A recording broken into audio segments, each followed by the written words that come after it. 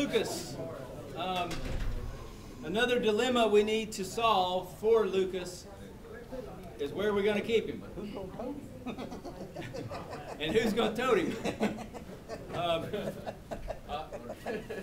It comes supplied in a backpack so you can wear it and carry your other equipment. We've kind of talked about keeping it on the driver's side of the ambulance in the midship compartment. So if you do work a potential cardiac arrest, the person on the passenger side can open the passenger's door, get their jump kit, whatever they want to take into the scene. The driver can grab the Lucas device and go into the scene. Worst case scenario, you forget it, leave it on the truck, you go in the scene, determine you got a cardiac arrest. One person starts compressions only CPR, the other one should be able to retrieve Lucas within a 2-minute period of time. Hopefully it's not an unstable scene, you go back to a dead partner, but you know, everything will be different.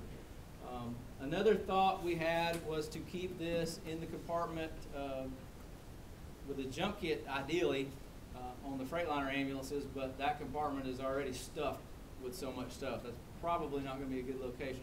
That location came up because there is an AC power outlet there that we can use to keep the device charged. You'll see that it's one of the poor designs of it is where the charger plugs into the device.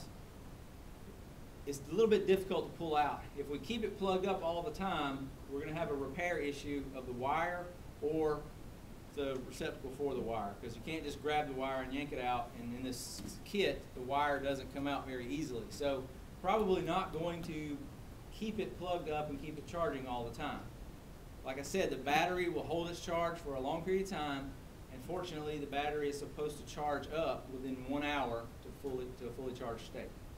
You also have a spare battery in the device, so we'll just kind of have to figure out what we're going to do. Maybe weekly on drug check day, push the button, see how your battery power is doing.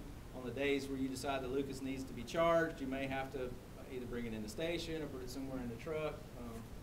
Really don't know what the best option is.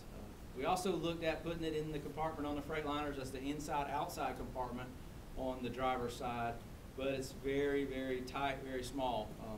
So we have access to it outside and inside, but I think Chris put it on there. I didn't see it, but the only problem with putting it in that mid thing is you're going to put it in the middle shelf because the later pins stick out and it just grabs it every time you pull it in and out. So maybe you have to get in the shelf. It may not be a good spot.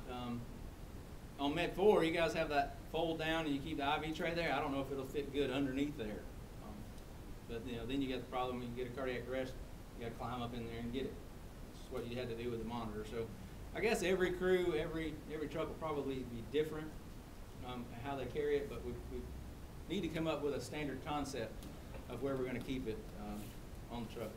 But it's designed to be a backpack, designed to be deployed quickly. The Physio Control, who distributes the Lucas device, is actually made in Sweden by a company called YoLife. Physio Control has exclusive distribution rights for it. They say that it can be deployed from sitting it on the ground to working on the patient in less than 20 seconds. Obviously that'll be with people who are very familiar with it. On one side of the backpack you have an open tag. You just grab the open tag, grab one of the handles on the lower portion of the device, and you can easily rip the upper section off the device. You have the instruction manual in here with the little prompts and hints that tell you how to use it. Taking this out and reading it in the station is very good, but you're probably not going to do it on the scene. Anything we do with the Lucas device, think of 1, 2, 3. It's nice and easy steps. Most things are labeled. The first thing, number 1, is to release this strap and to apply the back plate or the back board. Now the back plate will serve as our backboard. We may find that we're no longer putting cardiac arrest patients on a full long spine immobilization device. We may. Some people still may prefer to secure the head and neck with head blocks for airway protection. So it'll be a weird thing we're going to have to figure out. The thought is this is going to be like a skateboard on a long backboard. So you're going to have to secure it very thoroughly if you do so. We're going to apply the backboard first. It shows you the little person on the board, but it really doesn't matter which way you put it. We're going to grab the patient. You can have someone grab both arms or lift slightly, and we're going to shove or slide or scoop the back plate under the patient. You can go underneath the small of the back, where it may slide in easy, and slide it up as far as possible, or just simply have somebody lift up the patient enough to get the board underneath them, and you want it to be centered to their body and as high up to the armpits as possible. Once the back plate is in place, we can remove the Lucas device. The Lucas 2, it has the 2 on it, so it's easy to remember. Lift the Lucas device up out of its carriage. We're going to spread the arms open. The strap, the neck strap, goes to the patient's head. So we'll grab our fingers with the locking rings on the side, strap toward the patient's head, and we're going to place one side at a time. It's pretty easy. You pull the locking rings, snap it in place. It's supposed to be easy. And then lower the other side onto and click into place. And now Lucas is positioned partially on the patient. They recommend one side at a time rather than 2 sides for some reason. I don't know if that makes it easier. We'll just have to see as we work. Maybe some repositioning required because you want the Lucas device to be on the lower third of the sternum. Ideally, the suction cup will be right at the xiphoid process, not on the xiphoid, but just above the xiphoid process to the edge of the suction cup. And you can see here on this mannequin, it's probably not anatomically correct. It's going to be a little low on him, so I have to move his arms up a little bit. The first thing we're going to do, turn the device on. It's going to go through a self-test, and then we're going to set the plunger to the patient's chest. And you just push down until the plunger touches the patient's chest. And you want to make sure it's properly positioned. At that point, press a button. You have 2 options. One's labeled 30 to 2, one's labeled continuous. How do you know which one to choose? Most of the time we're going to use continuous, but it's going to depend at what phase you're at in your code management. If you're the first 5 minutes or so, you're probably just doing continuous compressions with passive ventilation. If you're at the point where you've got to doing basic airway procedures, then you want to do the 30 to 2 compressions. It'll do 30 compressions and it'll pause for 3 seconds to allow you to deliver your ventilations. Even with the basic ventilation, the rescue pod will hook to your mask, and it'll also hook to the ET2 once you get it going. But just press start, and it's going to start delivering compressions. At that point, while it's ongoing, you can remove the strap, hook it in place, tighten it down to secure it, and I had to move his arms. It's not in a good position. You put the arms in the strap.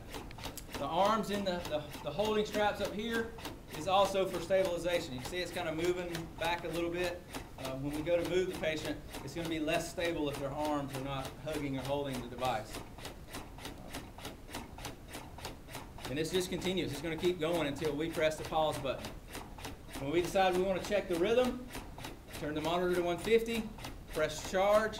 Once the monitor is charged, your finger's on the shock button, pause, look at the rhythm. If it's shockable, boom.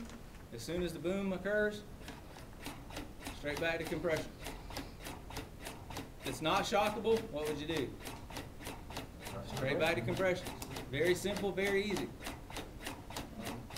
They say you can carry the patient with the Lucas device, so you can pick them up and put them on the stretcher at this point with CPR ongoing. It's really going to depend on the size of the patient and how it works out. You can log roll them pretty easy. The Lucas device actually helps with the log roll if you want to put them on a backboard. So at this point, one joke we made earlier is it's going to be pretty funny. We're going to run into the house on a cardiac arrest, put Lucas on a patient, set it up, and then 2 people are going to walk out and go get the stretcher. And the Lucas is going to be inside doing compressions while you go get your stretcher or additional equipment. So it's going to be really cool working some codes with it. We just saw how easy it was. Pretty quick, pretty easy, simple. When we get to the point of playing with them, feel free to attach them to each other. But make sure you trust the person that's going to do the attaching. You probably don't. You don't trust Bland.